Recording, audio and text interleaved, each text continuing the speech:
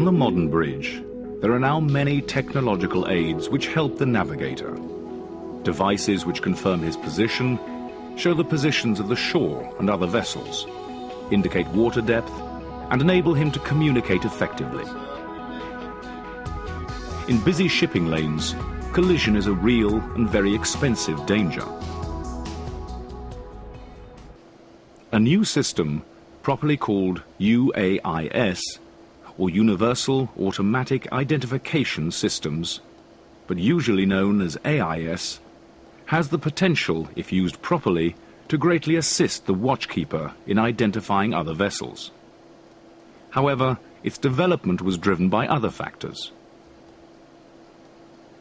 Over a period of time, there has been interest by coastal states to have an idea what ships are in the vicinity of their coastline. And initially, they tried using the transponder technology that was used on aircraft, but that was not found to be satisfactory. And then over a period of time, it was found that digital selective calling DSC technology could be more appropriate for this matter. And accordingly, we trialed that technology, and finally it was in May 1998 that IMO adopted performance standards for a universal automatic identification system. As winds tonight gusted to gale force, salvage operations around the wreck of the Brea were suspended. But the wish to identify vessels in coastal waters was given added impetus by some high-profile pollution incidents. One involved the Brea, a Liberian-registered tanker which had run aground on the Shetland Islands and spilled 85,000 gallons of crude oil into the sea. The United Kingdom government appointed a senior judge, Lord Donaldson, to look into the incident, and his report in 1994 suggested that the identification of vessels in foreign waters was a fundamental issue. In the light of Lord Donaldson's findings, the UK government submitted proposals to the International Maritime Organization for a system of automatic ship identification.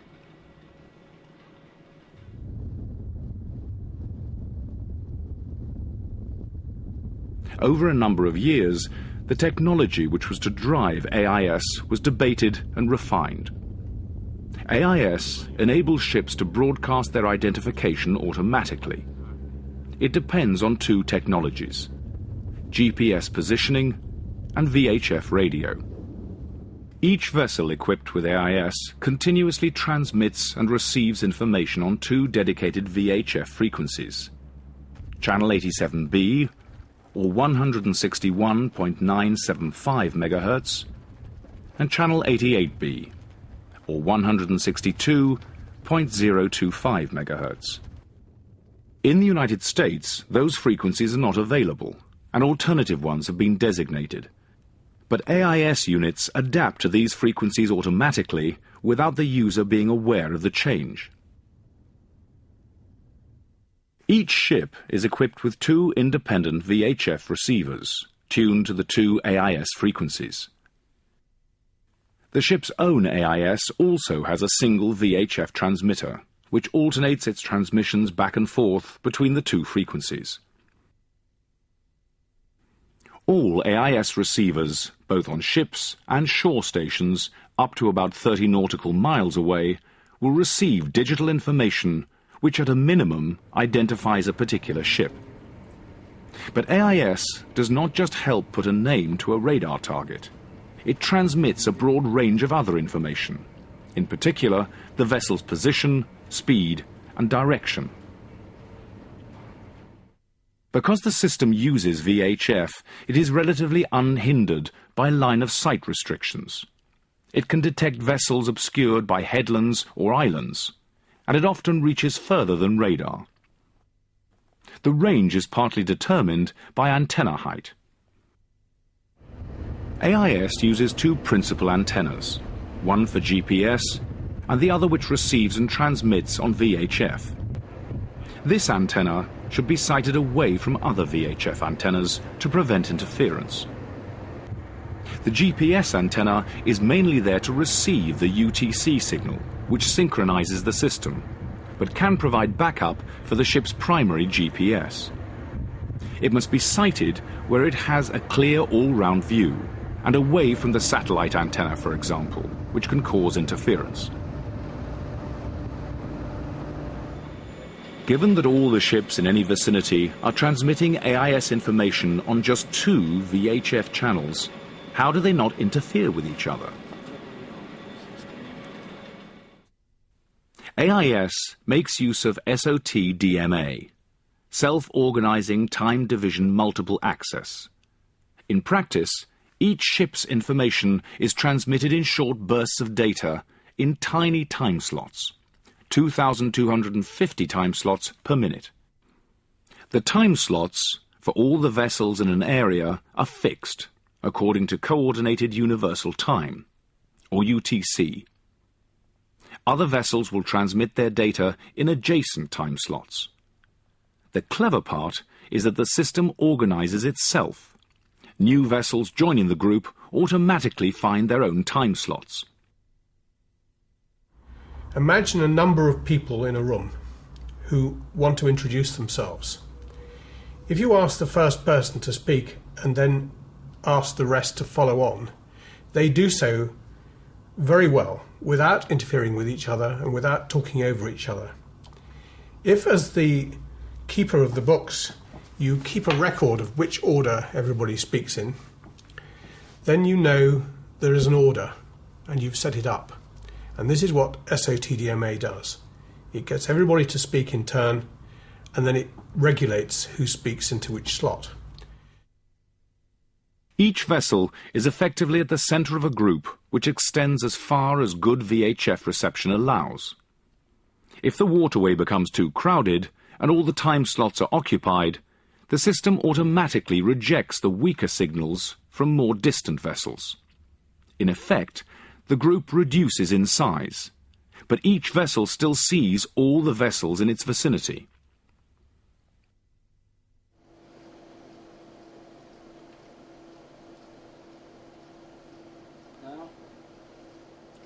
Certain information about a ship will never change and should be entered into the AIS when it is installed. This so-called static information includes the IMO number, the Maritime Mobile Service Identity, call sign, name, length, beam, the type of ship, and the location of the primary GPS antenna on the ship. This information need only be entered once, but it is very important that it is entered accurately, particularly the antenna location. It has already been reported that incorrectly entered antenna locations have given ships positions more than 50 meters out, a substantial error in crowded waterways, and one revealed when the radar and AIS targets are separated.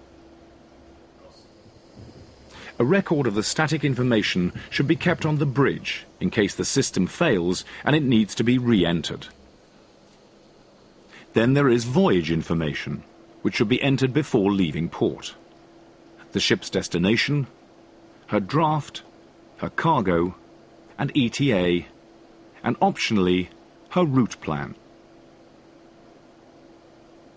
The dynamic information which completes the message enters the system automatically from various sensors.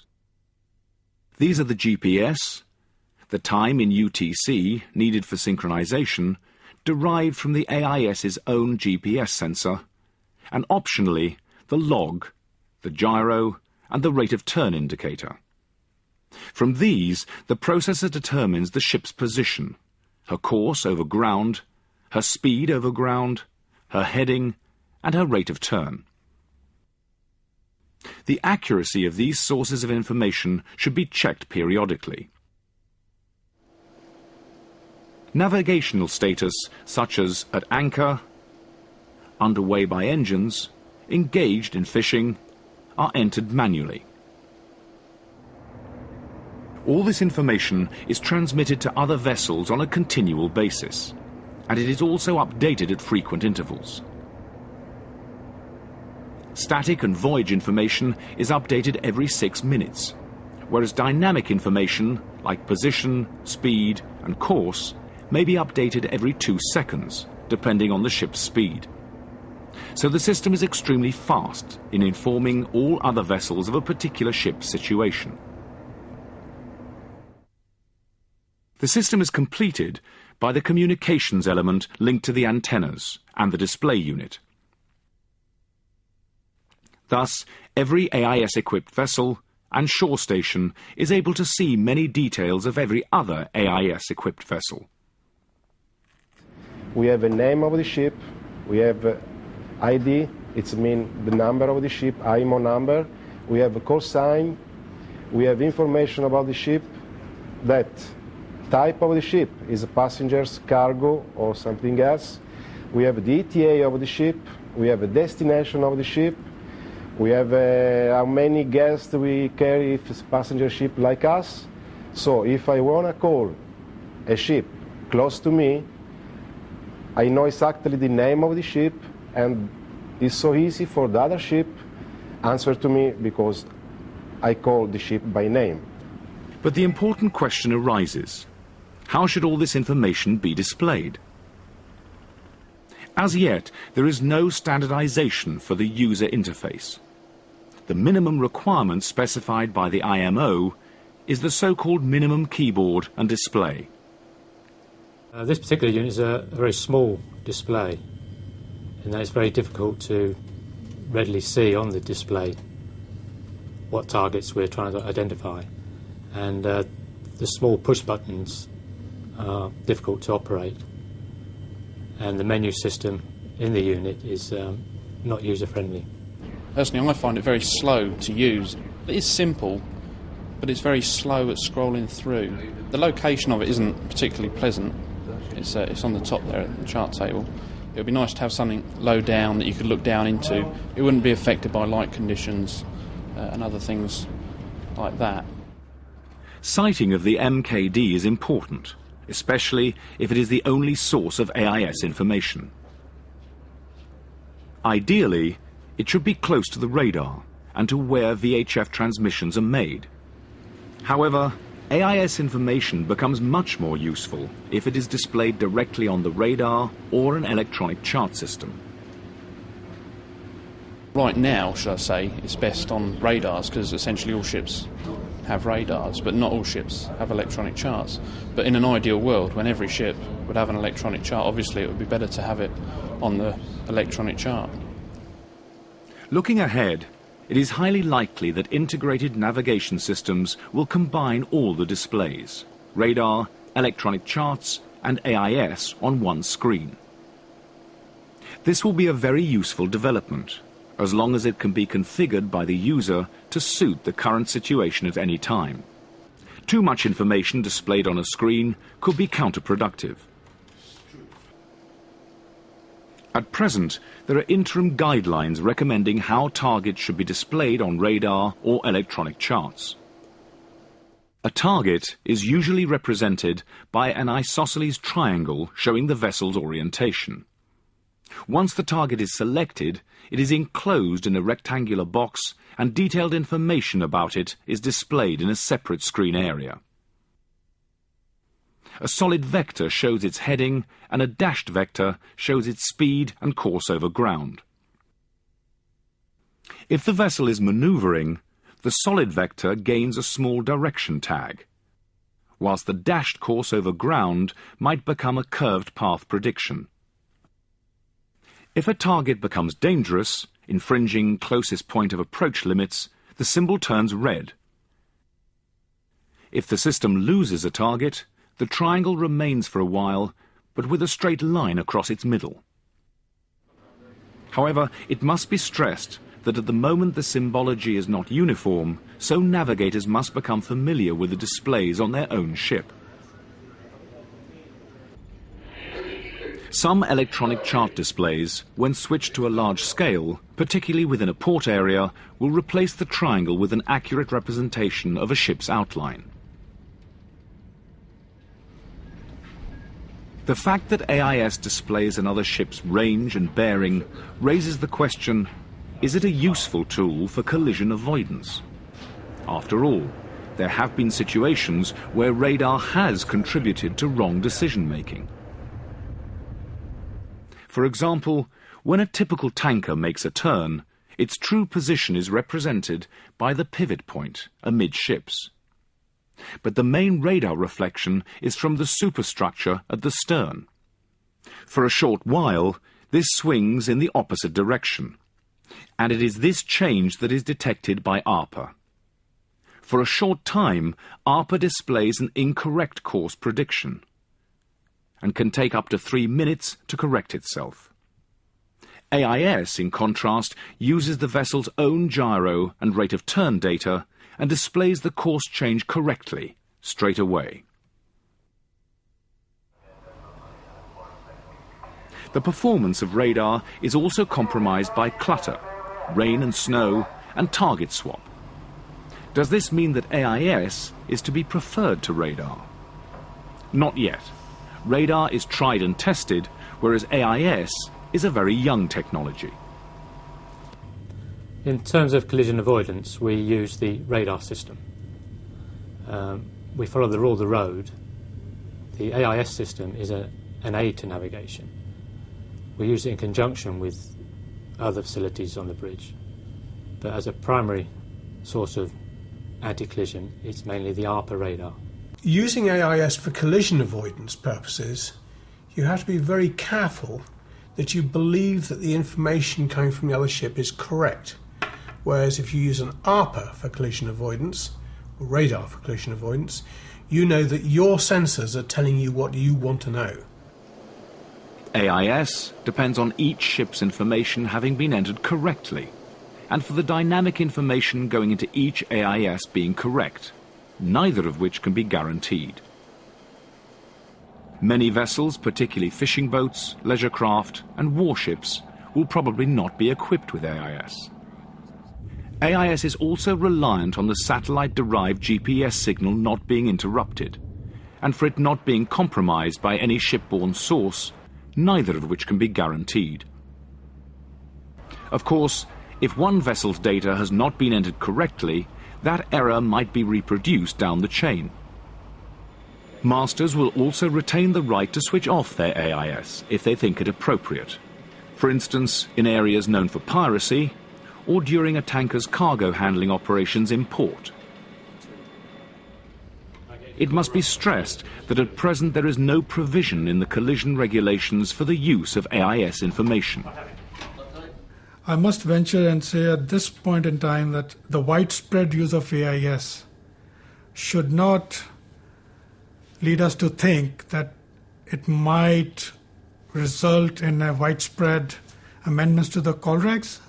No, the call regs have withstood the test of time, and we haven't gained much experience with AIS, so it would be premature to come to that conclusion.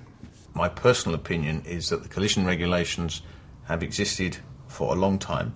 They're proven in practice, and it will be far better to improve the training and understanding of the collision regulations than it will be to alter the collision regulations to take account of advances in technology. With so many instruments and displays at his disposal on the modern bridge, is it possible that the addition of AIS could actually confuse the officer on watch? It is possible that the officer of the watch will be faced with an overload of information and that he will require to filter some of this information and to decide how much of the information he actually uses and how much of the information he actually needs. Over-reliance on electronic aids has led in the past to the watchkeeper accepting what was depicted as reality without cross-checking other sources. Too much reliance on electronics starts to draw people away from actually looking out the window, and that's something I've always been a proponent of. These are great tools. They can enhance your situational awareness, but they still are just tools. So it is right to be cautious. But there is no doubt when properly used, AIS does provide a wide range of useful information.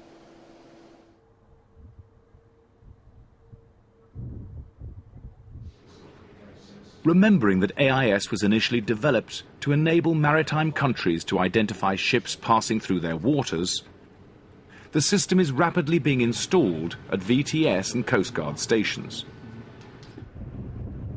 The UK's Maritime and Coast Guard Agency station on the cliffs of Dover monitors up to 500 vessel movements per day through the English Channel and has been equipped with AIS since January 2003. With the introduction of AIS, the workload for our operators has improved. They do not have to interrogate as many vessels and spend longer on the radio getting in the information from the vessels. A lot of the information is provided by the AIS signal transponder. For instance, ferries no longer need to verbally report into us. If they carry an AIS transponder, then we can get the information of their transit from the AIS signal. AIS also assists in planning berth occupancy, navigational safety, and the identification of hazardous cargoes. As well as seeing all the ships passing through its waters, a shore station transmits its own position via AIS. The technology will also allow it to transmit the positions of nearby aids to navigation, so-called pseudo-AIS targets. Some aids to navigation will have AIS units physically fitted on them, whereas other aids to navigation will have a signal transmitted by a base station on their behalf. So as far as the ship is concerned, looking at its display, it will see effectively an AIS signal from the aids navigation station. Occasionally, a pseudo-AIS target's position might need to be updated, for instance, if a buoy has drifted over time.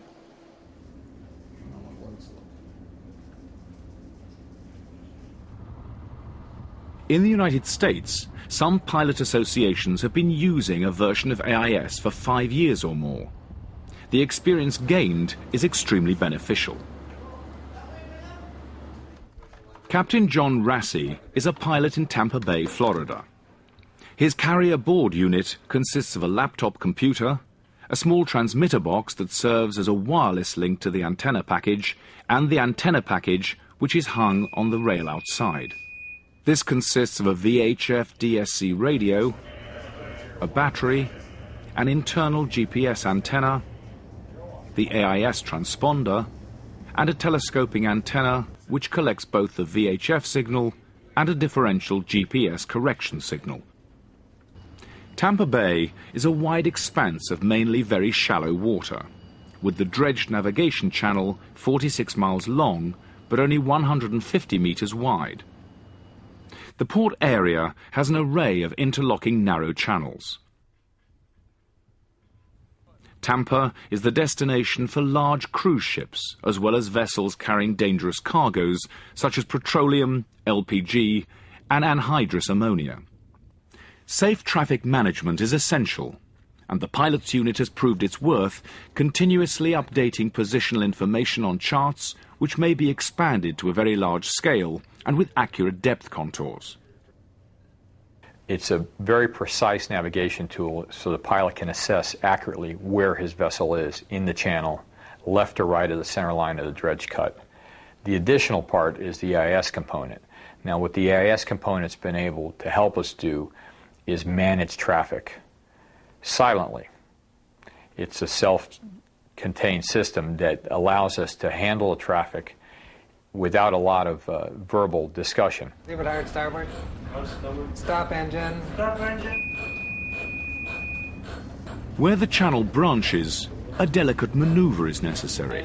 And half ahead. Half ahead.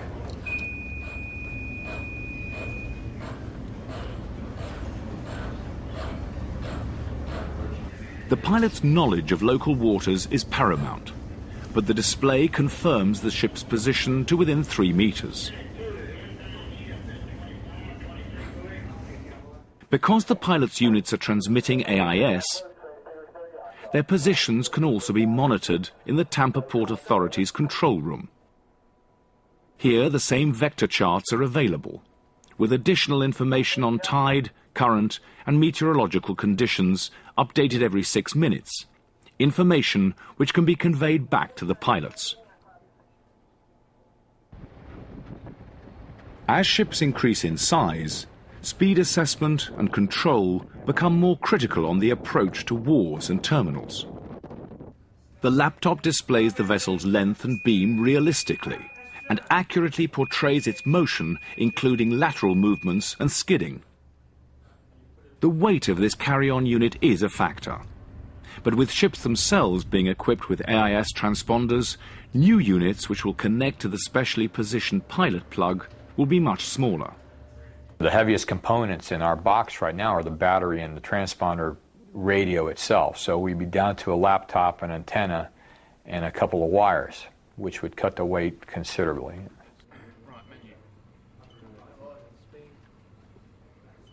An additional function available with AIS is the sending of short safety-related binary messages. Because all AIS information is in digital format, spare capacity in the system can be used for sending short text messages of up to 158 characters each. Again, the way this will develop will become clearer with time, but it is likely that ship-to-ship messaging will concentrate on reporting hazards to navigation, while shorter-ship transmissions will give out harbour and berth information. In both cases, the system promises a reduction in VHF voice traffic. The system is not designed to provide personal email. The original schedule for the implementation of AIS required different classes of ship to be fitted between 2002 and the end of 2008. The events of September the 11th, 2001 and associated security concerns have accelerated the schedule, such that nearly all Solus vessels must be equipped with AIS by the end of 2004. The use of AIS is a rapidly evolving scenario. A long-range system, whereby satellites will poll information from a distant ship, and therefore nearby ships, 2 or 3 times a day, is envisaged. Class B AIS, a less stringently specified system, in the future may be fitted to smaller vessels like leisure craft and fishing boats.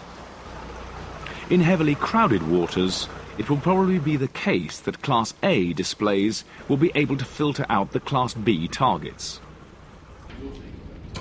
As part of their normal ship management procedures, companies will produce operating instructions for AIS, which will need to be followed by all navigating officers. We must remember that although AIS and radar display positional information in a similar way, they're based on very different technologies. Radar, under the sole control of the user, gives a target's position relative to own ship, whereas AIS, which relies on the other vessels transmitting information correctly, compares absolute positions according to GPS. AIS supplies more information than radar, but radar sees some targets, warships, fishing vessels, icebergs and containers lost overboard, not fitted with AIS. Understanding the essential differences between the technologies is important in deciding how to make the best use of them.